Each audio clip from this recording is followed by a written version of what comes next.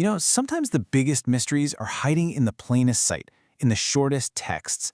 Today, we're going to crack open a 2,000-year-old cold case file that's wrapped up in a single, very personal letter. Let's see if we can uncover the secret at its heart. So our source material is the book of Philemon, and it is one of the most unique documents in the entire New Testament. And when I say it's short, I am not kidding. The whole book is just one chapter long. That's it, a mere 25 verses. And get this wasn't some grand theological statement meant for everybody to read. Nope, it was an intensely personal appeal between three people, all caught in a really high-stakes social and moral dilemma. Honestly, it was never intended for you and me to read it all. So, what's the big deal? What makes this tiny letter so fascinating that scholars are still debating what it all means today? Well, it all boils down to a single secret right at its core. Okay, so to really get into this mystery, we've got to set the scene. This letter is part of a collection that we call the prison epistles, and they're called that for a pretty simple reason. They were written by the Apostle Paul while he was a prisoner under Roman house arrest. So here's the crucial point you have to remember. Paul, the author, is locked up. He's writing to this man named Philemon from a jail in Rome, probably sometime in the early 60s AD. So his power is really limited, which means he has to rely on something else entirely, persuasion. Now this is really cool. One of the ways we know this letter is the real deal is how deeply connected it is to another letter, the book of Colossians. I mean, they share authors, they mention a bunch of the same people, they were written from the same prison, but the most important thing, they both mention the man at the center of our mystery, Onesimus. It's almost a certainty that these two letters were delivered together.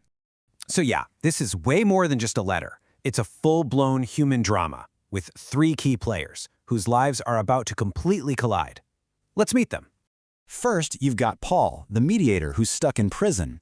Then there's Philemon, a wealthy leader in the church at Colossae, and this is key, a slave owner. And finally, that brings us to Onesimus. He's the slave owned by Philemon, and whatever he did is what kicks off this entire dangerous situation. All right, let's get to the heart of the case, because this is where things get really interesting. For centuries, scholars have debated the backstory. What exactly happened between Philemon the master and Onesimus the slave? This is the million-dollar question, right? And believe me, depending on the answer, the entire tone and purpose of Paul's letter changes dramatically. Okay, so there are three main theories floating around. Theory 1. Onesimus was a rebellious runaway. He fled for freedom, maybe even stole something on his way out, which would make him a criminal. Theory 2. He ran away, sure, but he specifically went looking for Paul, his master's friend, to act as a go-between. Or Theory 3, he wasn't a runaway at all. He was actually sent by Philemon to help Paul in prison. Each theory just paints a completely different picture. Now, while we can't be 100% certain, the evidence inside the letter itself really seems to point to that first scenario. Onesimus was a fugitive, and from Philemon's perspective, that means his slave had committed a very serious crime, which makes Paul's letter an incredibly daring and really risky appeal. So how does Paul, a prisoner with no real power, convince a wealthy master to forgive, and not just forgive, but welcome back a runaway slave? A slave who, by Roman law, could be severely punished, maybe even executed. Well, he uses what can only be described as a masterclass in persuasion. And his strategy is just brilliant. He doesn't command, he appeals. He calls himself a prisoner, not an apostle, to build sympathy. He reminds Philemon of their deep personal friendship. He cleverly addresses the letter to Philemon's entire church, so everybody's going to know how he responds. Then, he offers to personally pay for any of Onesimus' debts. And for the final move, the clincher, he tells Philemon he's planning to visit soon. See, the core of Paul's appeal is a radical reframing of who Onesimus is. He's asking Philemon to stop seeing him as property and start seeing him as a brother in their faith. In the Roman world, this was a completely mind-bending thing to ask. And look at this. Paul puts his money where his mouth is. He says, I, Paul, write this with my own hand.